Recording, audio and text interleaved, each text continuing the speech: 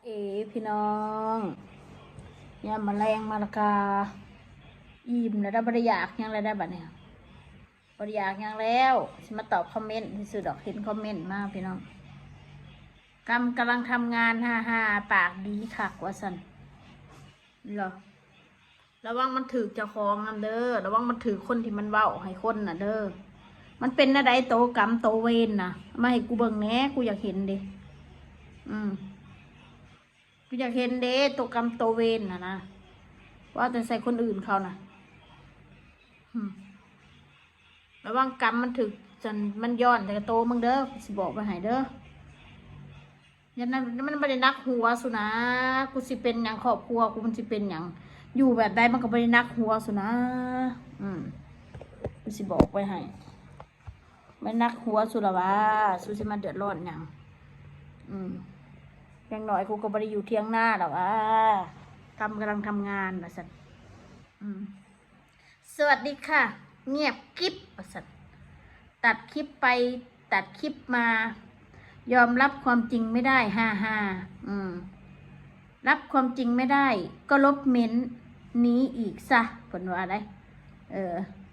เลี้ยงลูกอยู่บ้าน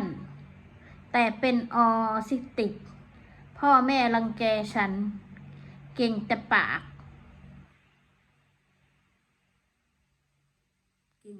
เพอสิให้เฮ็ดอะไรบ่ให้เก่งปากเพอสิให้เฮ็ดอะไรให้ไปท่าตีท่าต่อยบอกความหมายว่าเก่งอีหลีนี่ต้องให้เฮ็ดอะไรให้เก่งอีหลีหั่นนะไปออกไปสู่คนข้างนอกบ่แล้วสิไปสู่เห็นยังล่ะคนข้างนอกมันบ่แม่นครอบครัวเฮาน่ะความหมายบ่ให้เก่งแต่ปากให้เฮ็ดอะไรบ่ให้ไปเก่งกับคนข้างนอกก็คือมึงแล้วมึงก็ยังเก่งแต่คอมเมนต์ปะที่มึงได้สะมึงคือเก่งแต่คอมเมนต์ซะมึงคือหาว่าจะใส่คนซะแม่นยังคือคุณยอมรับความจริงบ่ได้แม่นยังตัดคลิปตัดไปตัดมา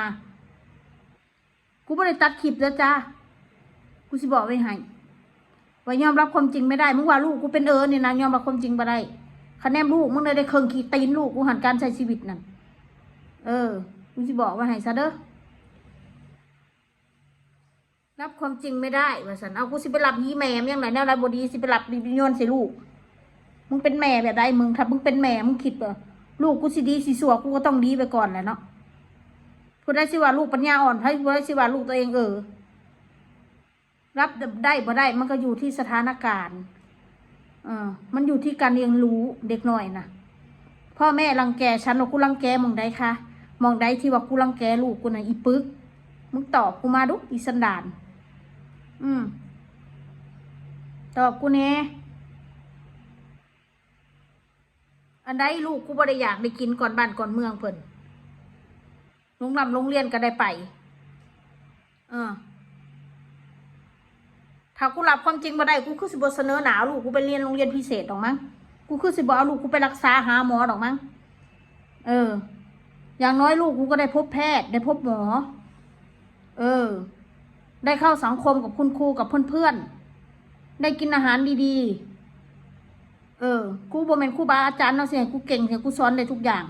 กูก็ซ้ำกูสอนได้หั่นแหละสอนลูกกูก็สิสอนในสิ่งดีๆให้เขาหั่นแหละกูก็บอกว่าดอกสิไม่ลูกกูมันเดินตามรอยกูก็บ่ให้เป็นดอกเห็นว่ากูเป็นก็ได้กูสัวให้กูสัวกูเดียวซะกูบ่ให้ลูกกูสัวน้ำดอกเขาบอกสู้สิว่ากูสัวกูเลวขนาดนั้นก็ได้อย่ามาใส่คำว่าพ่อแม่รังแกฉันว่าสันโอ้ยลูกมึงกันเลี้ยงดีสำลูกกูอยู่บ่อีสัตว์มึงกูสมัครขี้เกียจคำเบามึงแท้ลูกมึงได้สแต็กของดีๆคือลูกกูอยู่บ่ได้ใส่เสื้อผ้างามๆคือลูกกูอยู่บ่ผักกูว่าใส่เป็นก็ว่ากูดูถูกบาดนี่ท่านที่จะคล้องกระเหลือกกระล้นเขามาดูถูกดูหมิ่นเขาเองเนี่ยนะถึงลูกกูมันสิเป็นมันก็ได้กินของดีๆได้ใส่เสื้อผ้างามได้อยู่สถานที่สะอาดสะอ้าน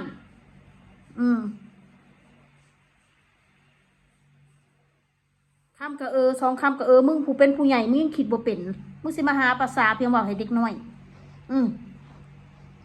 ขนาดมึงกูเป็นผู้ใหญ่แท้จนหีมึงออกเลยหีมึงมอยล่ะ มึงยังคิดบ่ได้เลยมึงยังบ่แยกแยะเลยว่าอันนี้คือเด็กอันนี้คือผู้ใหญ่มึงยังแยกไม่ออกเลยอันไหนดีอันไหนชั่วมึงยังแยกไม่ออกเลยมึงพยายามแต่ความคิดต่ำๆความคิดสัวๆของมึงนะยักเยียดให้ครอบครัวคนอื่นเขาสัวคือมึง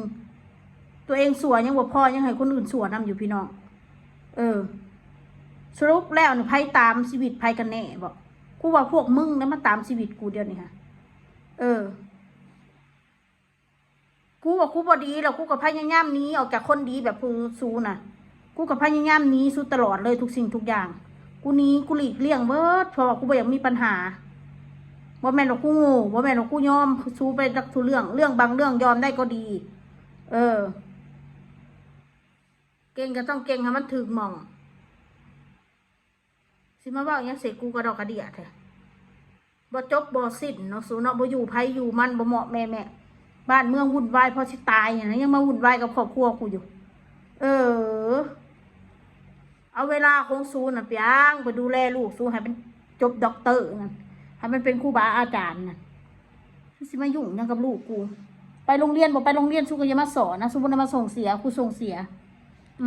กูเป็นคนส่งเสียลูกกูเองนะสู้สิมาเดือดร้อนเห็นยังล่ะแม่ลูกกูบ่ไปโรงเรียนสู้สิมาเดือดร้อนยังล่ะ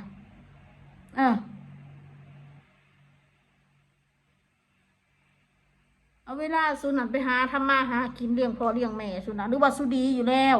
ชีวิตสู้ดีอยู่แล้วสู้ก็อย่ามายุ่งกับกู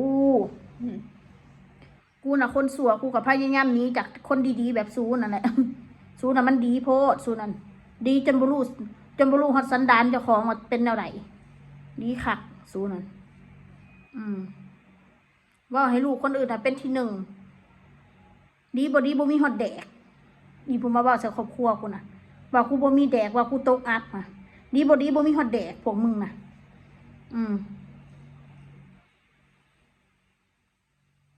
อยากว่าให้คนอื่นดูแย่เอาปมตัวเองมาด่าคนอื่นเขาครอบครัวตัวเองถือกระทำมาแบบใดกันเอาครอบครัวตัวเองมาด่ากับครอบครัวคนอื่นคิดว่าเขาสิเป็นคือเจ้าของว่าซั่นซะถ้ามึงบ่สัวมึงบ่เลวจริงเนาะพวกมึงพากันด่าเด็กน้อยบ่ได้ดอกพวกสำนั่นน่ะไปแยกแยะเด้อคุยบอก1เด็กน้อย2ผู้เฒ่าถ้าสู้บ่เลวจริงสู้เฮ็ดบ่ได้กูบอกไว้เลยสู้เฮ็ดบ่ได้ถ้าคนดีๆเขาบ่สันหาด่าผู้เฒ่าก็ซ้ำด่าเด็กน้อยผู้เฒ่าถ้าเพิ่นเฒ่าไปเพิ่นบ่รู้เรื่องแล้วก็ซ้ำเด็กน้อยนิสัยก็สิคือเด็กน้อยเอาแต่ใจผู้เฒ่าก็ได้เด็กน้อยคือการแห้งไร้เลี้ยงสาคักเด็กน้อยเด็กน้อยบริสุทธิ์บ่เคยขาดสัตว์ตัดชีวิตว่าซั่นซะเอาชีวิตสู้น่ะนะดีกว่าคนอื่นเขาในโลกใบนี้ค่ะบอกตะกูอันเฮือนมีอยู่บ่กระจกว่าซั่นในห้องน้ำมีบ่กระจกส่องมึงเด้อว่าซั่นเดี๋ยวสิเห็นว่าซั่นบอกมึงนำเข้าไปในห้องน้ำมันมีบ่กระจกเฮือนมึงนะเฮือนกูอยู่นี่มีได้กระจกได้มีกระจกมีแอร์เฮือนกูอยู่นี่มีแอร์นอนสบายมีห้องโถงให้เล่นมีห้องครัวมีทุกอย่าง